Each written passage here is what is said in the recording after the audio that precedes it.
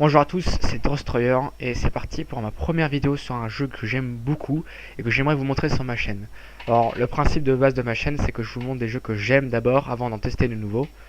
Donc du coup il y aura beaucoup de gameplay sur ce jeu Dead Cell parce que c'est un des jeux que j'ai découvert grâce à Zerator et que j'ai beaucoup accroché. Donc du coup, comme ça se voit maintenant, j'ai déjà une sauvegarde. Donc du coup, pour vous montrer le meilleur gameplay possible, je vais commencer une nouvelle partie en fait. Donc du coup, je vais vous montrer. On démarre la partie, on observe l'histoire et on va pouvoir commencer. Je vous laisse tout jusqu'au bout. Les premières runs sont très importantes dans le jeu.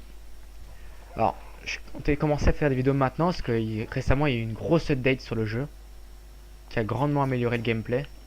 Donc du coup, je pensais que c'était vraiment le moment idéal pour en parler.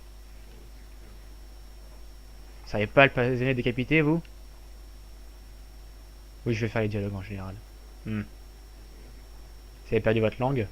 Oh, oui, pardon, vous n'avez plus de langue. Ça va être étrange de revenir d'entre les morts. Vous avez sûrement remarqué, non? Vous ne pouvez plus mourir. J'ignore pourquoi. Mais vous n'êtes pas le premier dans ce cas-là, si c'est votre question.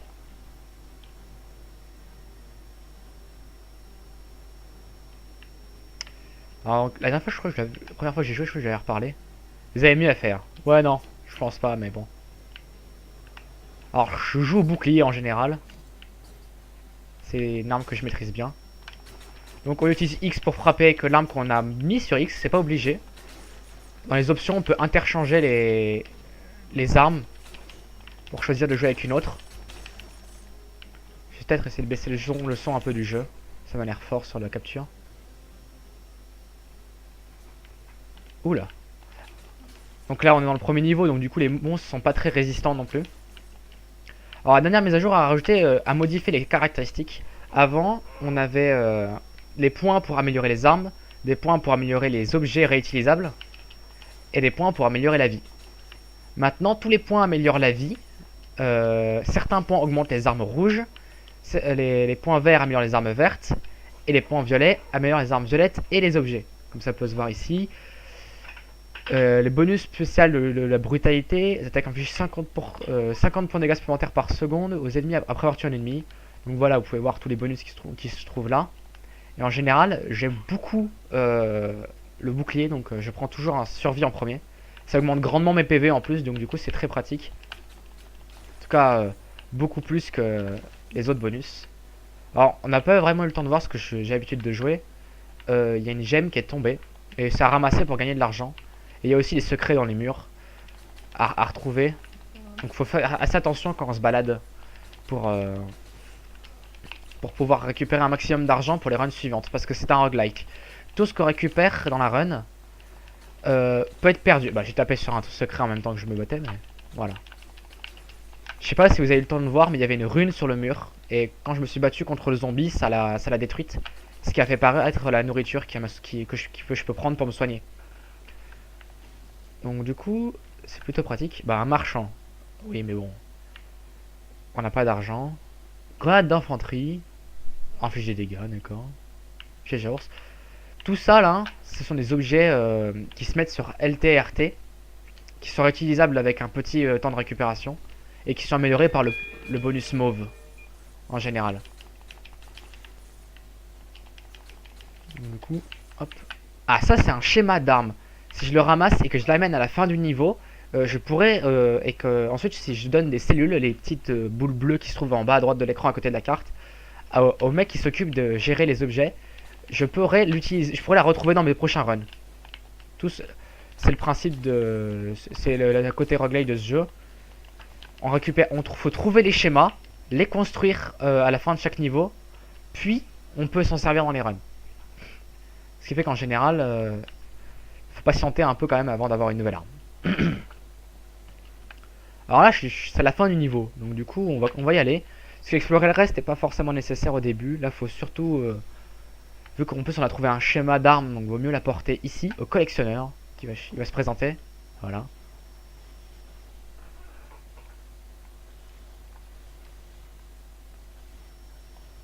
Voilà, il explique ce que je viens de vous dire. Il récupère les schémas et comme ça on peut fabriquer des items expérimentaux. Bon là il va me forcer à crafter la potion, qui est la chose la plus importante qui soit dans ce jeu d'ailleurs. Et quand même, j'aime beaucoup cette arme, le bain de sang, donc j'aimerais quand même pouvoir... Voilà.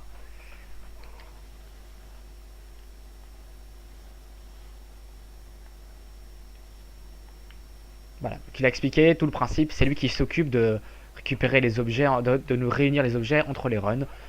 Donc du coup, voilà, si on veut conserver un item, il faut impérativement terminer le niveau. Sinon, on perd les cellules, on perd les schémas, et ça fout un peu le seum, on va se l'avouer. Alors là, je connais déjà le jeu, donc du coup, je sais que là-haut, il y a quelque chose. Voilà, c'est une zone secrète qui donne le schéma de la dague d'assassin. Sauf que le problème de la dague d'assassin, c'est que si je la veux, il faut que je termine le niveau. Et ce niveau est bien plus dur que le précédent. On a aussi les attaques sautées pour permettre de toucher ces chauves-souris là. Et si on n'a pas d'arc, puisque du coup, comme vous l'avez dû le voir au début du niveau, il y a des arcs dans ce jeu. Et une attaque plongeante aussi. Alors là, on a deux types de runes. On a la rune trésor, et juste à côté, on a une rune défi. Alors, la rune défi, c'est à construire un portail qui m'amène à une zone extrêmement compliquée où, où les conditions sont imposées. Traverser la zone sans prendre point de dégâts, tuer tous les ennemis sans prendre de point de dégâts. Et en général, c'est bourré de pièges et ça vous fait sortir instantanément quand vous perdez l'objectif. Donc c'est extrêmement dur. J'ai jamais réussi dans dans ma première partie déjà, donc ce serait un peu. Et en plus d'habitude, j'ai des grosses caractéristiques. Et là, on n'a pas non plus un très gros stuff pour se le permettre. Et même des fois, certains, on prend 2 fois plus de dégâts quand on rentre à l'intérieur. Donc du coup, c'est très risqué de le tenter. Ah, bon, c'est une raison pourquoi je voulais aller vite. Parce que ces portes-là se ferment après quelques secondes, voilà. Donc le temps que j'ai passé à expliquer la dague de l'assassin là-haut a fait que je ne peux pas passer cette porte. Derrière, en général, on trouve des schémas, des armes et beaucoup d'or. En général, quand on arrive à le faire. Aïe. Alors, dans ce jeu, quand on prend des dégâts, on a quelques secondes pour frapper les ennemis pour en régénérer une partie. Donc du coup, ça permet de, quand on se prend un coup, pas vraiment se faire démolir la gueule pour toute la run. Hein. C'est pas extrême, c'est pour rendre le jeu, pour que ce soit un peu moins punitif de se prendre des dommages. Pouvoir riposter à l'adversaire rend ça moins dramatique. Alors là, ce que j'essaie de faire depuis tout à l'heure, c'est qu'en fait, l'attaque plongeante qu'on fait en tombant des trucs peut toucher légèrement sur les bords. Et du coup, on peut peut-être essayer de tuer les chauves-souris comme ça. Ah, par contre, si elle va dans les murs, ça va pas le faire. Voilà. Et la nouvelle mécanique du jeu qu'ils ont rajouté, les boucliers ont un niveau. Et du coup, si le bouclier est pas assez fort, et ben vous pouvez pas vous protéger de certaines attaques. Enfin, en tout cas, pas entièrement. Donc par exemple, je suis pas assez fort pour encaisser une attaque de chauve-souris. Et ça, c'est un autre schéma, c'est une grenade. Schéma rare en plus. C'est une grenade qui attire les ennemis là où vous l'avez lancé. C'est très pratique quand vous avez des objets qui font du feu ou plein d'autres trucs. Ouais, donc j'enchaîne un peu sur les schémas parce que l'épée huileuse par exemple a un effet. Elle appose de l'huile sur les ennemis que vous frappez et même devant vous. Et du coup ça fait que si vous lancez si vous avez du feu, à moins de faire du feu, le feu sera 2 fois plus efficace. Et du coup ça peut pas encore se voir là, mais après il y a des versions améliorées d'un même objet. Comme on va pouvoir le voir là du coup. Pardon. Donc du coup c'est une épée équilibrée de niveau 3. Donc elle va donner plus de dégâts. Et elle aura sûrement un effet. Comme la torche ici. Qui 25% parce qu'elle est niveau 3. Et des dégâts supplémentaires sur les ennemis qui sont gelés. Voilà. Et là sur un arc les tirs qui traversent les ennemis c'est très pratique. Mais je n'ai pas assez d'or donc je vais peut-être prendre l'épée équilibrée. L'épée équilibrée d'ailleurs qui est l'arme avec laquelle je suis allé le plus loin dans le jeu sur ma partie principale. Donc j'aime beaucoup cette arme. Parce qu'elle frappe très très vite. Et le dernier coup stun les ennemis. Alors, du coup, faut quand même que j'en parle. Ça, c'est un téléporteur. On passe devant depuis tout à l'heure. C'est un peu les moyens pour naviguer dans la carte. On en a trouvé que 2 sur la carte. Mais c'est pour se déplacer plus vite si on retourne en arrière, tout ça. Là, par exemple, au lieu de me refaire tout le chemin et avoir une chance de me prendre des pics et de prendre des points de dégâts, vaut mieux utiliser un téléporteur. Ici, il y avait un totem de protection. C'est un espèce d'épouvantail. Et il rend invincible les ennemis proches. Oula. Alors, plein de schémas parce que c'est le début du jeu, hein, quand même. quand même qu'il soit sympathique avec vous si vous voulez continuer. Hein. Sinon, si vous obtenez rien, si vous continuerez pas. Donc la première run sera forcément riche en objets. Alors ça, hein, ça me fait peur. Ça, les monstres élites, c'est une version ultra améliorée des monstres. Avec plein de capacités qui invoquent des petites créatures, des attaques qui vont plus vite, qui font plus de dégâts. Donc ça va être tendu, mais on va le tenter. Ils ont beaucoup plus de vie aussi. J'ai pas le temps de parer. Ah, il est déjà midlife. Bon, c'est vrai qu'il est pas très tanky. Voilà. Et ça donne énormément de cellules et une arme de niveau 4. Ce qui est très intéressant. Ah oui, par contre, c'est une arme de lancer. J'ai beaucoup amélioré, mais est-ce qu'ils ont l'air vraiment super forts? Et en plus, les couteaux, ça inflige le saignement, ce qui serait pas mal. Bon, on va remplacer le bouclier qui est de bas niveau, donc du coup, on peut, ça pourrait aller. Ils ont pas beaucoup de vitesse d'attaque, les objets, les couteaux. Et ils ont des munitions, comme ça peut se voir sur l'icône de l'arme, les petits carrés verts. Un carré vert pour chaque munition. Et ça fait que vous pouvez pas planter des armes à l'infini. Vous pouvez pas spammer avec vos dagues. Enfin, si vous pouvez, mais au bout d'un moment, les munitions resteront plantées dans l'adversaire. Et vous ne pourrez plus vous en servir. Voilà. Il y avait une porte bloquée, mais il faut appuyer sur le bouton jaune qui serait juste devant. Et là, c'est sans retour. Donc, il y a un boss, forcément. Je vous le dis, il y a un boss. Ça, c'est une pierre qui invoque des monstres d'élite encore plus forts que celui qu'on a vu tout à l'heure. Donc, du coup, ça va être très compliqué. Et c'est là que je regrette d'avoir lâché mon bouclier. Ok, il est mid-life. Ah, ça me touche. J'essaie de me soigner entre deux attaques. Et on esquive et on le tue. Alors ça, ils vont sûrement nous le dire quand on va la ramasser. Voilà. Ça fait partie des objets les plus importants, les runes. Les runes permettent d'activer certains objets du décor pour pouvoir progresser plus loin. Donc là, les runes des vignes, ça permet de faire pousser des vignes grimpantes comme ici. Et comme le truc qu'on avait tout à l'heure, où j'ai essayé d'appuyer dessus par réflexe à cause de ma première partie. Mais du coup, je n'avais pas encore récupéré la rune. Alors que là, on peut y aller. Et du coup, ça vous donne au passage ici. Donc du coup, avec plus d'ennemis, certes, mais surtout, du coup, plus d'or et plus d'équipement. Ah, c'est là que je viens de me rendre compte que j'ai pas mis de chronomètre pour la vidéo. Donc je sens qu'elle va faire 12 minutes. Hein, en me disant que je ne vais faire qu'une seule run. Alors que je devrais en faire plusieurs. Ouh, j'ai le réflexe de tirer un couteau. Sauf que je pensais avoir encore un bouclier. Ça aurait pu me coûter de la vie. Et surtout que je n'ai qu'une seule potion pour le moment.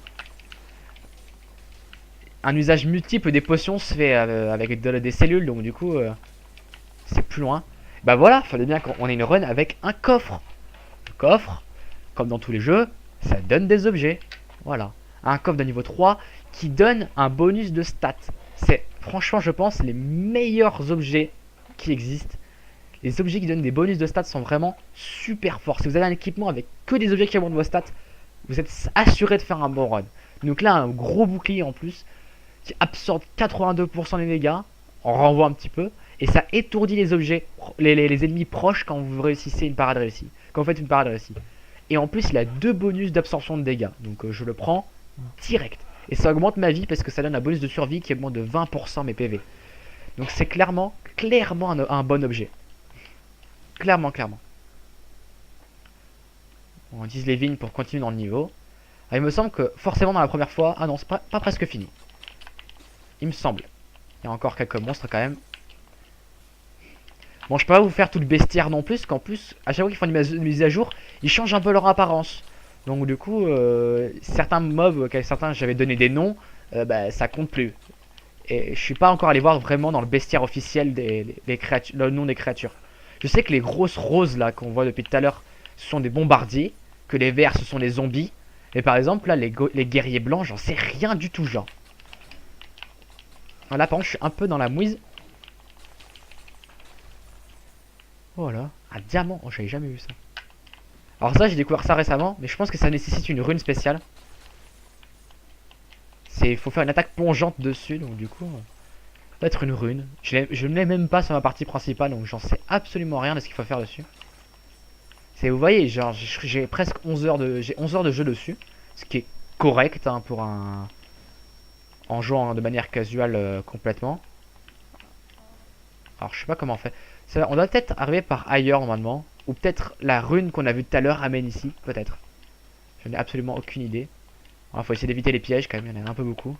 Plutôt passer par en bas. Ouch. Ça m'apprendra. Parce qu'en fait on peut se cacher en dessous des boulets en fait. Je trouve ça plus pratique. On va essayer d'éviter la grenade quand même. Ah, l'angle est tellement approximatif que j'arrive pas à les renvoyer. On saute pour tuer la chauve-souris. Alors là je fais très attention parce qu'on a plus de potions et on a pris des dégâts tout à l'heure sur le... Quand j'ai essayé de détruire le totem avant que les ennemis me frappent, mais ils sont clairement trop résistants pour que ça passe. Et là on est à la fin du niveau. Alors je vais vous montrer quand même. Non, on a un téléporteur. Ici on a... C'est une suite qui nécessite une autre rune. Ici là. Ça nécessite une autre rune qu'on obtient plus tard. C'est la deuxième en général que la deuxième que j'ai récupérée, c'est ma partie principale. Mais selon les ordres qu'on fait dans les niveaux, on l'aura pas forcément en second, je pense. Parce que du coup, maintenant qu'on a débloqué une rune, ça nous ouvre d'autres passages et du coup d'autres sorties au premier niveau. Qui vont du coup nous mener à d'autres chemins avec plus d'objets ou plus de choses. Alors du coup là, on lui donne tous nos objets, ce qui fait beaucoup, dis donc. Mais on va quand même se concentrer, je pense, sur la potion de soin utilisable 2 fois. Voilà. Et du coup, je ne perds plus mes cellules si je meurs. Et on peut se soigner et remplir notre potion ici. Pour ça, j'étais passé devant la dernière fois. On était les points de vie complets et la potion aussi. Et là, on monte sur pas un niveau difficile, mais où ça demande déjà de faire un peu plus attention parce que on peut tomber dans le vide. C'est le toit de la prison. Je pense sûrement si vous jouez déjà à quelques jeux roguelike, je pense que si vous faites pas trop attention, c'est ici que vous allez mourir en premier. Parce qu'il y a plus d'ennemis, des ennemis qui font plus de dégâts, des ennemis qui te frappent plus vite, plus fort, et on peut tomber du toit de la prison. Oui, il y a eu un petit lag. Qui vous enlève un bon tiers de vos points de vie à chaque fois, donc ne pas faire attention est très punitif. Voilà, ça c'est un ennemi par exemple qui est bon, dangereux normalement, mais là il a pas eu le temps de se battre. C'est qu'il voit à travers les murs, et son projectile passe à travers les murs, voilà, comme ça. Et il va très très vite. Donc ne pas faire attention aux alentours dans ce niveau est très dangereux, voilà. Même mon gros bouclier n'est pas assez résistant pour encaisser à 100% le tir. Pour vous dire. Cet ennemi est dangereux et il fait mal en plus. Voilà. Et aussi la bande son de ce jeu est excellente, mais je ne sais pas si à la vidéo ça rendra bien. Dans les tests que j'avais fait, c'était pas incroyable. Voilà. Je vais profiter du fait que mon bouclier me donne un point de survie pour ne pas le prendre ici. Bon, je suppose que vous l'avez compris, hein, l'ennemi avec le gros bouclier, ben, on peut le frapper que dans le dos. Et en général, les archers et les ennemis avec des boucliers sont stun dès que vous les frappez. Donc n'hésitez pas à passer à l'offensive direct contre eux. Ah, les pires chauves-souris du jeu. Hein. Voilà, quand je parlais d'ennemis qui frappent plus vite et plus fort, je pensais à elle. Voilà, là ça va être un peu le carnage. Je vais certainement me faire démolir. Ouh, ça va, je m'en sors bien. C'est contre elle que j'ai fait ma première mort. Voilà. Voilà, ça va commencer à devenir problématique. Oui, et frapper dans les airs vous maintient un peu en l'air, donc c'est plutôt pratique. Si vous voulez esquiver des coups aussi, c'est pratique. Alors là, non, je devrais fuir, je pense. Ah, ils ont rajouté le fait que quand vous en tuez une, ça éloigne les autres. J'ai l'impression. Ouh là là, j'ai failli prendre vraiment beaucoup plus de dégâts que ce que je pensais. Voilà. On va utiliser la potion. J'ai estimé que la potion rendait à peu près 60% des points de vie maximum que vous avez. Pas une donnée fixe de points de vie, donc vous pouvez vraiment monter vos points de vie au maximum. La potion vous rendra toujours 70% de vos points de vie. Un autre coffre. En espérant quelque chose de bien comme le bouclier tout à l'heure. Une grenade. Qui donne un point d'attaque. Voilà, très bien. Elle donne un point de brutalité. Et ça lui sert à elle en plus. Bon, j'ai inversé ça pour un problème de manette, mais... C'est une nouvelle grenade, je l'avais jamais vue auparavant. Et apparemment elle est disponible sans schéma, donc elle doit être... Pas une des plus puissantes, mais elle doit être intéressante, je pense. Ah oui, elle fait très mal. Et elle pose des vers. Les vers roses, en général, sont avec vous. Mais vous verrez dans d'autres niveaux qu'il y a des vers aussi, et il faudra faire attention. Bon là, vu que je suis une chochotte, j'ai encore plus de points de vie, hein, parce que voilà. On va essayer de vous montrer un run le plus long et le plus qualitatif possible. Et j'aime bien les bonus de survie, donc... Ah, j'ai pas le temps de sortir mon bouclier. Le timing des boucliers est un peu lent, parce que il y a un délai entre le moment où j'appuie et le moment où il le sort. Voilà, et là ça passe. Et là je pense que vu que j'ai assez de points de survie, je peux tanker un coup du magicien comme vous l'avez vu. Parce que j'ai pas pris de dégâts sur l'attaque du monstre. Ah, j'aime pas je ne joue pas les objets réutilisables, donc du coup les points de technique ne me servent pas à grand chose. Je vais clairement pas axer ma priorité là-dessus. Si j'ai un kit qui me permet de vraiment beaucoup utiliser les, les objets les objets mauves, je le ferai. C'est vraiment un run avec quasiment que les objets mauves. Oh putain. Alors lui je vais aller le tuer. Parce que maintenant qu'il m'a vu il va continuer à me canarder. Donc ce serait dangereux de rentrer dans la salle tout en me faisant tirer dessus. La roulade aussi qu'on appuie sur B a une grosse durée d'invincibilité. Donc il faut vraiment s'en servir pour esquiver les attaques. C'est... Voilà, on attend que le monstre utilise son attaque pour passer dans son dos. Il frappe globalement. Oh, il y a encore un bonus là. Cette run est très très bien. On a les objets qui améliorent les statistiques. Et beaucoup de bonus statistiques là. 7 et 6, c'est énorme. Ça fait un gros capital de dégâts et de points de vie. J'ai pas des armes très très fortes de base. Mais j'ai beaucoup de statistiques, donc du coup ça compense très vite. Un bam à la grenade pour l'achever. Voilà. Comme je vous l'ai dit, les ennemis avec un bouclier se font stun si vous les frappez. Donc du coup prendre l'initiative contre eux n'est pas mauvais non plus. Voilà, et là on arrive au pont noir. Je voulais aller arriver jusqu'ici avec vous pour la première fois parce que c'est le premier boss du jeu en fait, le pont noir. On va passer chez le collectionneur d'abord et direction le pont noir juste après. Ah oui d'accord, j'avais pas remarqué. Bah, ici il vous montre de quelle couleur sont les objets avant même que vous les craftiez. Donc du coup vous pouvez voir que les éclairs sont rouges et verts. Donc qui nécessitent de la survie et de la brutalité pour être plus fort. Ah d'accord, et du coup c'est verrouillé parce qu'il faut plus d'objets, il faut récupérer plus d'objets. Ah j'ai mis sur une touche à faire exprès. Bon voilà. Plus de cellules, on y va. Une potion de plus pour le boss, c'est très très bien. Alors, je trouve le bouclier très très fort contre ce boss. Ou un arc à carquois infini aussi est très fort. Parce que le corps à corps est simple, l'adversaire est lent. Mais il possède des attaques qui vous maintiennent à la distance. Donc du coup, je pense que je vais me servir des grenades à ce moment-là. Voilà, on riposte et ça augmente nos dégâts. Ah, ils seront invulnérables. Et là, ce sort-là, on peut plus l'approcher sinon il va lui faire des dégâts. Donc faut patienter un peu. On met un full combo. Il va mettre sa barrière. On tire la grenade. Et ça, c'est son attaque à distance, voilà. Oh, le timing était serré. Il va falloir que je m'en sorte là, vite. Ok. Je vais préférer esquiver celui-là. Ah, la parade. Ah, le bonus de brutalité fait vraiment effet là. On fait clairement assez de dégâts pour le toucher. Waouh! J'ai été surpris.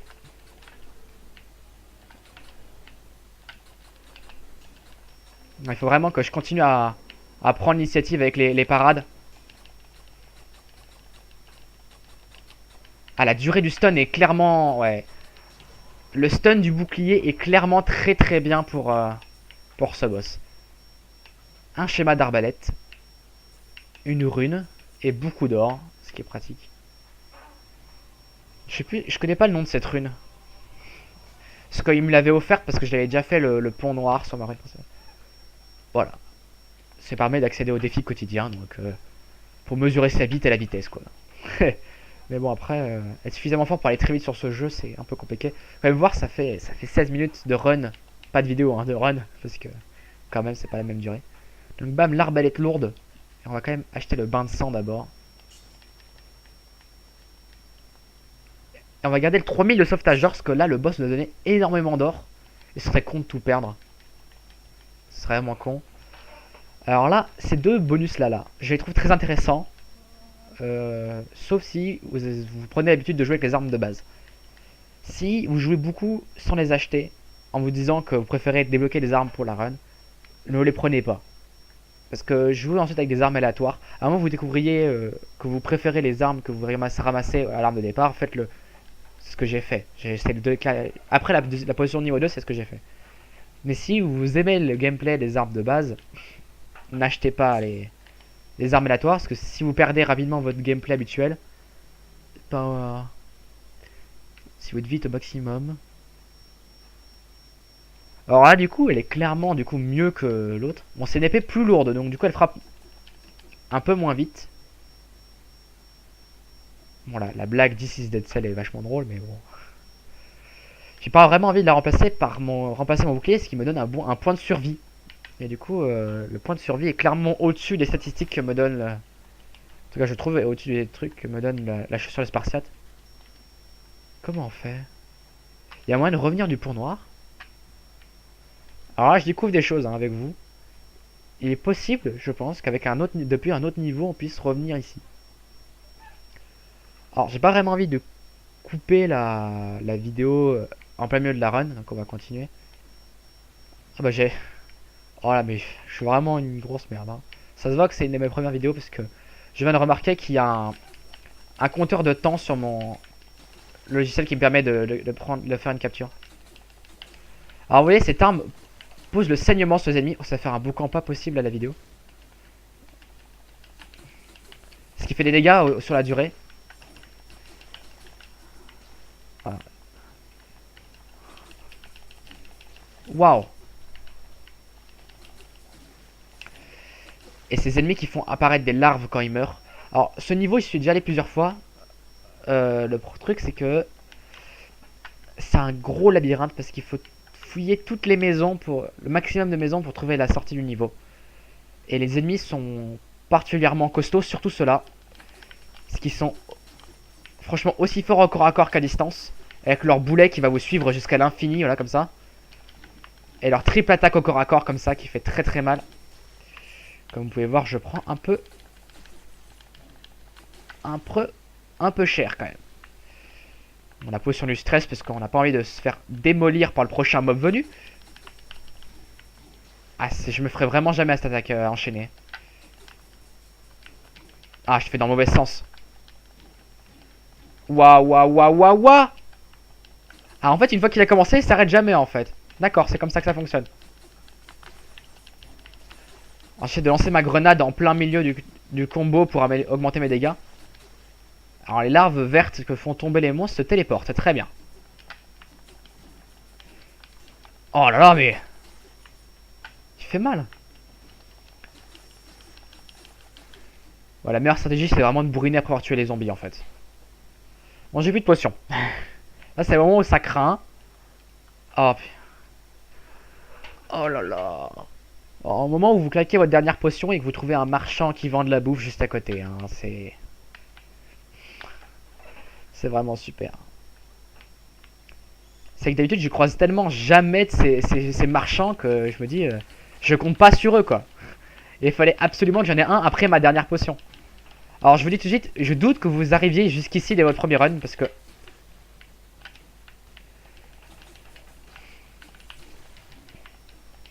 réussir le boss, quand même, demande une... certaine habitude du gameplay, et même tuer certains mobs. Faut les connaître, quoi, pour maîtriser ce qu'ils font, et pas se faire surprendre. Je vais vous dire, hein, je viens pas régulièrement dans cette zone, hein, clairement pas. C'est ça que espèce de gros pirate là me surprend beaucoup. Oh là là. Ça c'est nouveau ça, les larves qui sortent des murs, c'est clairement pas pratique. Ah j'ai vu la clé là. Alors cette clé là elle sert soit à la sortie du niveau, soit à continuer derrière une porte. Donc va falloir faire gaffe.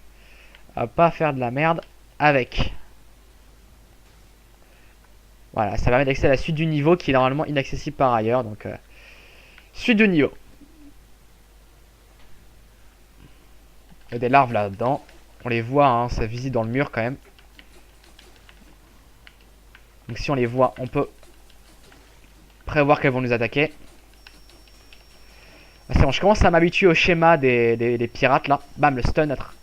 Si vous cassez les portes, ouais, ça les stun. Ça stun les ennemis qui sont derrière la porte. Donc c'est très pratique. C'est quelque chose qu'il faut penser à faire. Je vais lui envoyer sa bombe. Oh. Putain, mais franchement, c'est compliqué de tout voir à l'avance, c'est compliqué. Bon, c'est clairement une très très bonne run, mais je pense que je vais pas tarder à mourir. Le manque de potions va me tuer. Alors ça, c'est un mob très très dur aussi. Oh, il vient. Le bouclier renvoie la hache.